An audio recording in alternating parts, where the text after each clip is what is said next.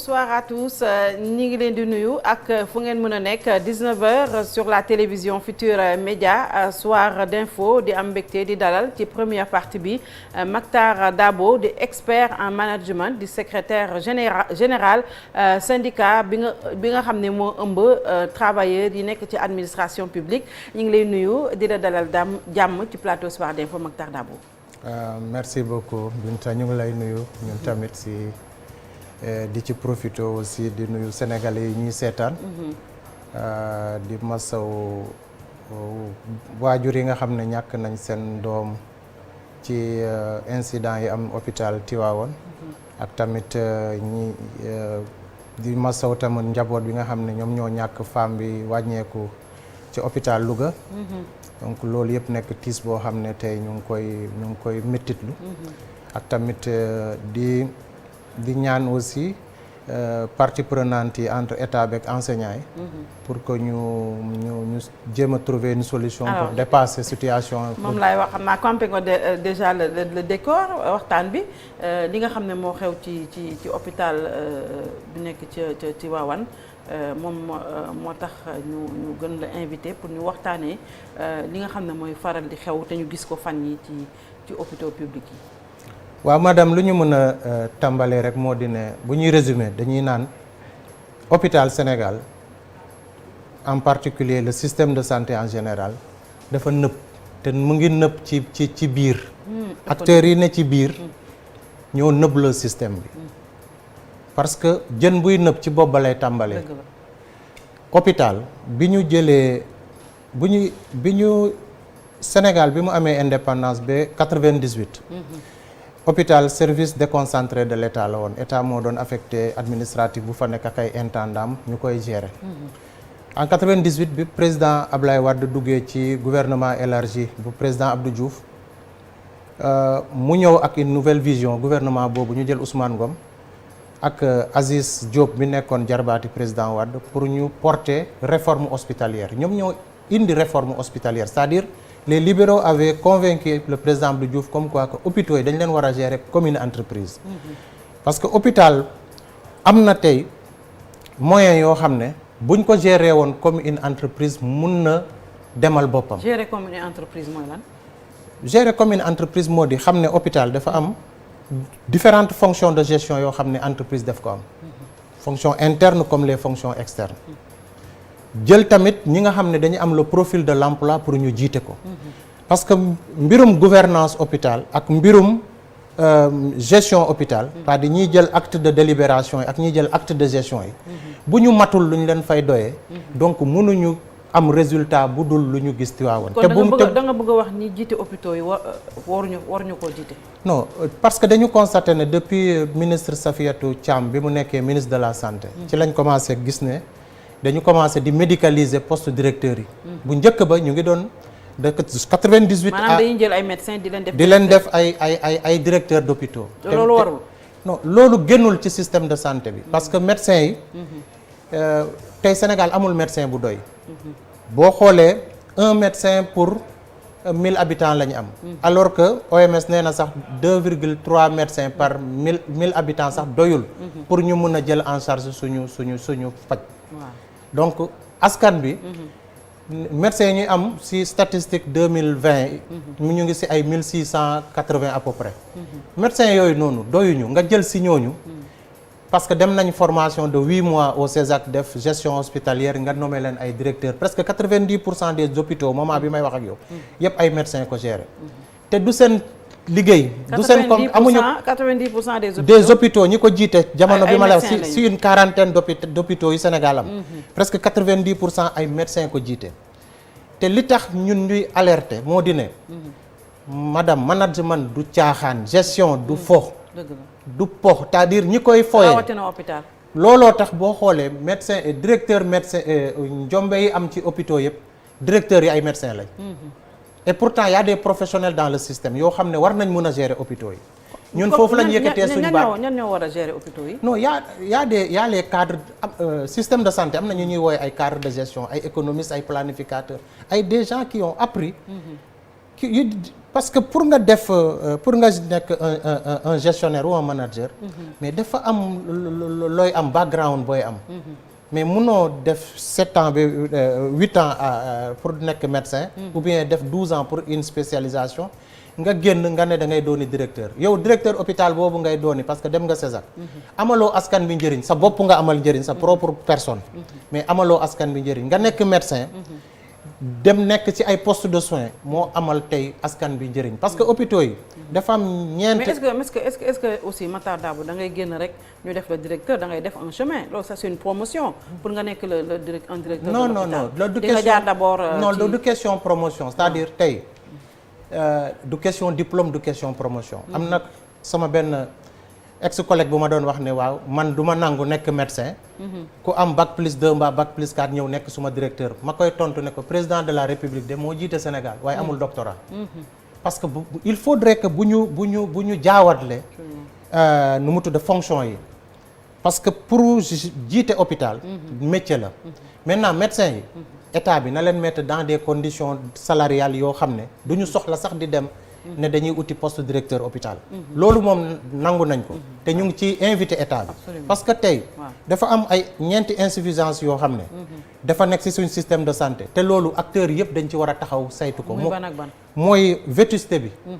mooy négligence bi personnel de santé bi di def c'est-à-dire ci patients yi. ak si équipement ak matériel yi ñu leen dënk. muy tamit incompétence. parce que ñu bëri ñu ngi ci hôpitaux yi. presque 80% du personnel des hôpitaux boo xoolee ay nit lañ yoo xam ne amuñu qualification. donc tey loolu. nga yokk ci le recrutement clanique. tey directeur bu ñu nommé ci hôpital mais ay recrutement clanique ak politique lay def ay mbokkam ak ay kii tey boo demee hôpitaux yi nga xam ne sax conseil départementaux yi ñoo leen gérer presque. hôpitaux yooyu ñooy source de création d'emploi pour cette clientèle politique. alors que loolu moo tax li xew nii Tivaouane tout le monde est responsable. mais gestion lu tax ñun ñu attirer attention état bi ne ko na delloo si waat recruter les meilleurs sénégalais les meilleurs managers delloo leen si hôpitaux yi. parce que ñoom ñoo mën a redresser hôpitaux yi. médecins yi dem faji. parce que tey soxna si. dama lay jox un exemple. d'un manager Mass Thiam bi yor mbalit mi. musul gérer mbalit musul ci liggéey. mais en tant que manager. biñ ko jëlee jox ko UCG. gis nañ nu mu jëlee les ordures def ko de l'ordure. de l'ordure mooy. moo tax créé nañu beneen société jox ko boo xam ne c'est beaucoup plus national. voilà moo tax nag te doomi Sénégal yi nekk manager du ñu jeex ci réew mi ak bitim réew. dëgg la te nañu def recrutement boo xam ne ci manager yooyu. dinañ mun a am compétence. indaale cahier de charge c'est-à-dire ñoom li ñu bëgg li ñu bëggee mu ne rendre autonome hôpital bi. te hôpital bi soo dégloo lan la ñuy wax moyens yi doyuñu mais moyens li fi nekk. mais ak état bi buñ ko gérer état bi construire na ay hôpitaux nee nañu def nañu relever nañu les plateaux techniques vraiment gis nañu yoo xamante ne am na tuuti amélioration. Il faut pas être aussi. waaw mais amélioration yooyu noonu da nga koy teg ci loxo ku ko mën a gérer. tey boo jëlee ça fait appel à la formation des ñi non formation boobu c'est-à-dire mënoo jël médecin former ko ba mu nekk un bon manager.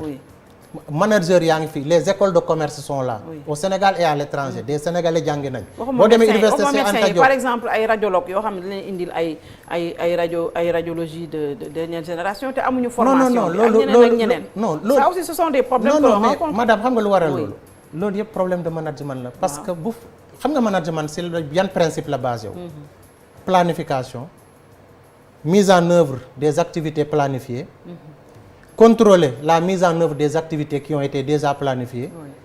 Et agir sur les imperfections identifiées dans le cadre du contrôle de ces pour nga mën a xam parce que tey ñuy jiite hôpitaux yooyu yu bees yooyu yu ñu indil matériel c'est-à-dire dernière cri mais bu ñu xamul ne gestion c'est de la planification c'est de l'anticipation moment bi ñuy tabax hôpital bi moment boobu la ñu war a mën a commencer former personnel bi nga xam ne bu ñuy bu ñuy joxe bu ñuy inauguré déjà personnel bi fekk na mais formation boobu ñu bari nga koy jooy déjà parce que ñu ngi wax sax mën na nekk à l'origine de ce qui se passe par exemple tey jii bu ñu gisee hôpitaux yi xale yi 11 yi calciné Linguère la même chose fii clinique Madeleine am na fa ñu jàpp ay infirmiers ak ay aides infirmiers on a vu ce qui s'est passé syndicalistes yi jóg nañu parce que nee bi ñu nangu ñuy reposer la responsabilité sur eux est-ce que loolu tamit en tant que syndicaliste ñoom loolu noonu la ñu war a taxaw. non man dama ne le corporatisme dafa am limite c'est-à-dire boo àndee ak ay nit ñu def ay njombe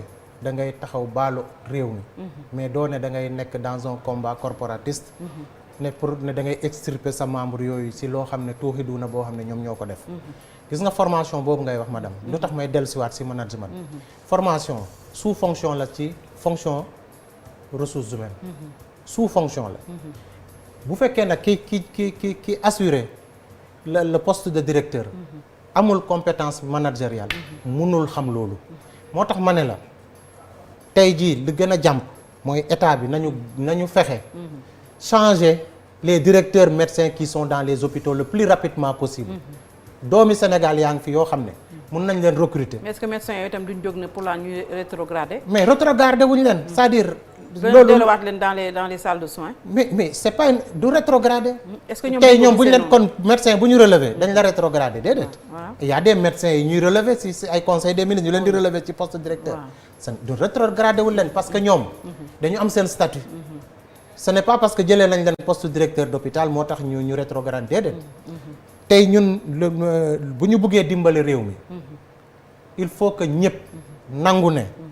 hôpital waruñ ko def béréb boo xam ne dañ koy dundee mais dañu war a dundal hôpital mais tey système de santé bi ci boppam nit ñi dañ koy dundee mais dundaluñ ko foo dem nag EPS boo dem établissement public de santé boo dem loolu moo fa am te loolu nag dafa mën a justement moo tax mu posé le sànq yaa ko wax sax le corporatisme là qu'il y a bi ñu commencé gis ci bi problème yi amee parce que problème yi nga soulever léegi c'est très très important am na ñoo xamante ne dañ leen di wax dem leen ngeen toog seen place heure bii ngeen surveiller lii mais heure boobu di leen fa fekk ba jéyee am ñu am ay indice ci ñoom yóbbu leen ci yoon ñu génne ne defuñu dara nañ leen bàyyi def pression def nañ ko à Linguère ñu bàyyi leen gis nga génnee nañ leen à Louga ça va nu mu tuddati Tivaouane peut-être que ça va se passer comme ça à Louga je pense aussi madame xamul loolu yëpp li ma lay wax loolu yëpp aussi dañuy mettre pression sur la justice xam nga kañ la mbir mi di jeex xam nga directeur dafa mel ni borom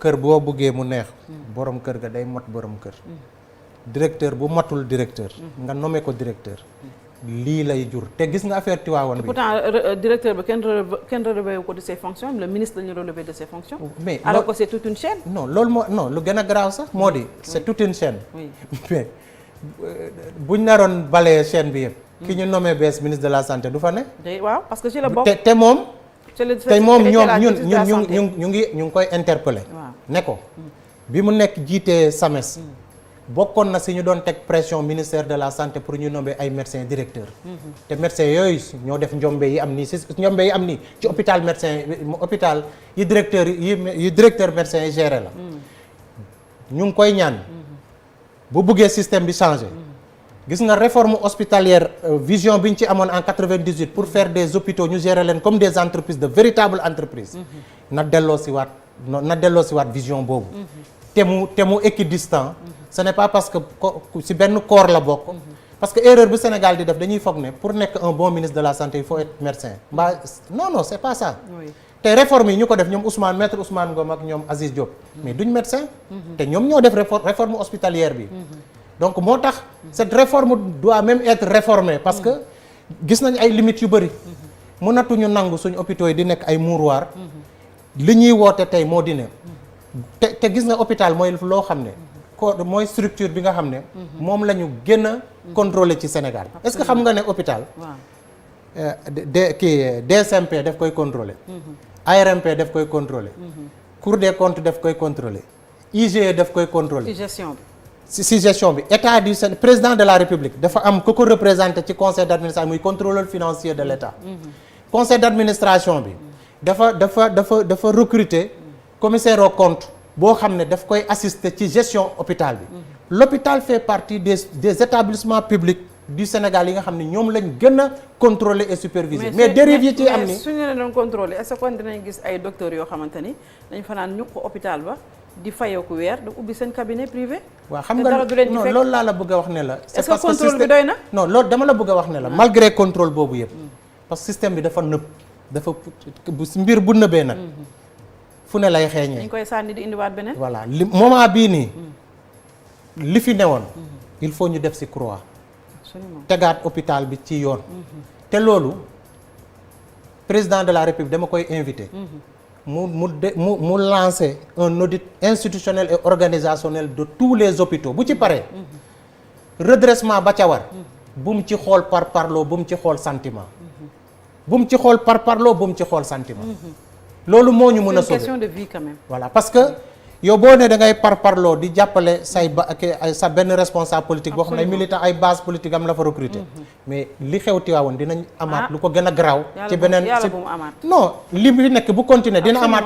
waaw madame li fi nekk nii. système de gestion bi fi nekk ci hôpitaux yi léegi bu continuer li gën a garaaw Tivaouane dinañ ko dundaat. donc nañu ñaan yàlla. président de la république. mu ñu bàyyi émotion yi les moments d'émotion te xool liy gën ci hôpitaux yi. ñu def ko ndax sénégalais yi sonn nañu. loolu daal lay loolu lay invité njiitu réew mi. mu puisque commencé na jël. jëkkee na ko ci Ablaye Diouf Sarr wàccee ko. Ablaye Diouf Sarr moom kenn mënuloon yor système bi. dafa nekkoon ak ay nit. ni ñooñu tey. ñu ci bëri. ñoom ñëpp a fayir dañ fa war a jóge. waaw dañu fayir. dañ fa war a jóge. absolument. donc bu ñu gisee Marie Xemes ñëw. conduire les mêmes hommes. dinañ xam ne. bukki ba mattoon Ablaye Diouf Sarr dina ko matt te dina mattaat système de santé bi. yaakaar nañu xëy na bu ñu jógee ci lii président di leen dégg bu baax ñu indiwaat beneen refondation dans le secteur sanitaire. moom la loolu la ñuy il le faut li xew léegi tam jàngalekat yi tamit jóg nañu. état bi dafa am lu mu xaatimoon ak ñoom accord yi le 1er mai bi la waroon dugg jàngalekat yi nee nañu bu ñu demee li état bi waxoon defu ko dañ ne woon net lañ leen di jox sur le li ñu leen yokkaloon bi ñu demee gis nañ ne état bi a fait le contraire imposé ko dogal ko seen ay salaire net duñ ko nangu tey duñ ko nangu suba coow te examen yi léegi mu jot ay fi ñuy waxee ak yow nii ñoom ñi ngi gise seen biir. waaw xam nga madame. état bi moo tooñ nag état beeg syndicat yi ku nekk man am naa li ma lay wax. dama koy njëkkee ci état bi. état bi Abdoulaye Daouda Diallo. suma xarit la woon waaye ji ko cuune bu mag la def. nekkatul sa xarit. nekkatul suma xarit. non parce que bi mu nekkee ministre ba léegi déggatuma nekkatul suma xarit waaye bi mu nekkee Matam. daanoon na ma woo téléphone. bu ñu ko affecté Matam ñuy waxtaan waaye nekkatul suma xarit. bu baax la Abdoulaye Daouda Diallo ji ko cuune bu mag la def. parce que tableau bi mu présenté enseignants yi. ba ñu tombé ci d'accord signé accord yi. ay ne leen montant la boo xam ne net d'impôt. mais impôt. les éléments de salaire. imposable. mais si code général des impôts la ne code général des impôts loi la madame. maanaam loi la c'est une loi. waaw c'est-à-dire loi. même ba ci indemnité de logement bi mu ne moom. nee na d'accord na ak seen waxoon na syndicat yi ne ci loolu lañ d'accordoon ne c'est non imposable. mais pour mu appliquer ko il faut ñu réviser loi bi. parce que duñ mënuñ ko accorder le syndicat c'est-à-dire enseignants yi kese. indemnité de logement non imposable. yeneen travailleurs yi nekk. leneen presque 500 et quelques 500 000 travailleurs yi ne Sénégal. ñi nga xam ne dañu am indemnité de logement. ñoom tamit day appliqué wu. mais le problème mooy waxuñu rek indemnité de logement. non xaaral ma ñëw. waaw montant net boobu noonu. amul une révision de la loi. moom jëlul arrêté moom Abdoulaye Daouda Diallo pour jël responsabilité am engagé responsabilité am ne montant yi dama koy defar naa arrêté boo xam ne c'est ça le problème. mais montant yi c'est non imposable. parce que sinon. ñi nekk ci direction de la solde. ban fonctionnaire mooy xaru. parce que signé nañ accord. gisoo révision de la loi. sur les montants, c'est-à-dire pour exonérer leen d'impôt. gisoo arrêté du ministre des finances. nga ne yow da ngay jël say prérogatives parce que ministre bi daf la yónnee accord bu ay syndicats signé ak gouvernement bi pour nga jël xaaral foofu c'est très important li ma lay wax nii pour nga jël yow fonctionnaire bi nga jël élément de salaire yooyu nga def ko non imposable dugal ko ci bulletin yi loolu kenn du ko def parce que lépp lu nit ñi di def ci administration ci base légale lay tegu mais loolu bi ñu koy def directeur de la solde mi ngi toogoon xanaa mënu ko woon a wax wala non dama la ne waaw te moom sax si inspection la direction générale des impôts fan la dépendre du ministère des finances te xam nga foofu la dépendre moo tax ma ne la Abdoulaye Daouda Diallo affaire cuune la def parce que am na ay ressources humaines en interne yoo xam ne mënoon nañ ko piloter le dossier bi avant muy ñëw di def déclaration xëj na peut-être kon tey fi mu ne nii waxtaan bi loolu mënu faa judd non li mun a am mun na yokk montant yi ñu def simulation service am yi mun nañ def simulation yokkaat montant yi ba buñ ko imposer mu nekk même net bi mun na nekk loolu man loolu laa koy proposer parce que pour réviser waat loi bi sur les impôts en tout cas dernière information yi ma am léegi nii ci waxtaan bi dañ ne gouvernement bi reconnaître na ses erreurs waaw mais moo tax ma ne la man dama koy conseiller nañu yokk montant yi moment bi montant yi ñu yokk ko def simulation service am yi mun nañ def simulation ci tableau boobu ba xam ne buñ ko imposer sax dinañ retomber ci montant yi ne ci tableau bi muy première chose maintenant sa enseignant yi dama bëgg ñu xam ne ñu ngi ci seen dëgg mais ñu bañ def affaire yi cuune avec tout le respect que je dois aux enseignants parce que ñi gérer ressources humaines au Sénégal ñoom lay waxal tous les directeurs de ressources humaines du Sénégal xam nañ ne bu amee augmentation un élément de salaire bu augmenté actuellement salaire yi logiciel de paie moo leen di gérer logiciel de paie boobu le barème de l'impôt sur le salaire est annuel boo yokkul salaire à partir du 31 janvier de l'année mais nga dem ba ci digg année bi par exemple fi ñu toll nii nga yokk un élément de salaire mbaa nga def une augmentation de salaire logiciel de paie parce que le salaire ne se gère pas maintenant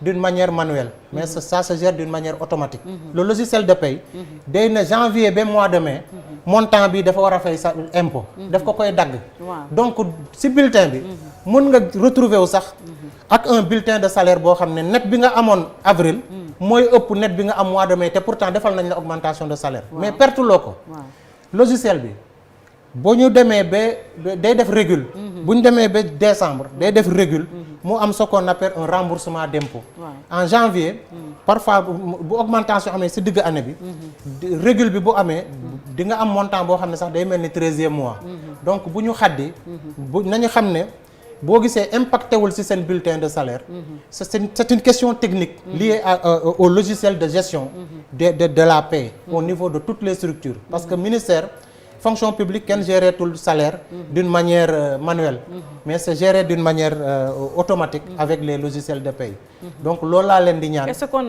accords yi dañ ko signer comme ça rek à la hâte pour génnoon ci situation boobu te réfléchir ñu woon ci li nga wax nii. non ils étaient de bonne foi mais je crois que communication bi moo manqué. il fallait que directeur de la xam nga moment boobu tamit dafa tombé ñu relever directeur de la solde yaa ngi fàttale ko directeur de la solde bi ñuy négociation yooyu dañ ko relever.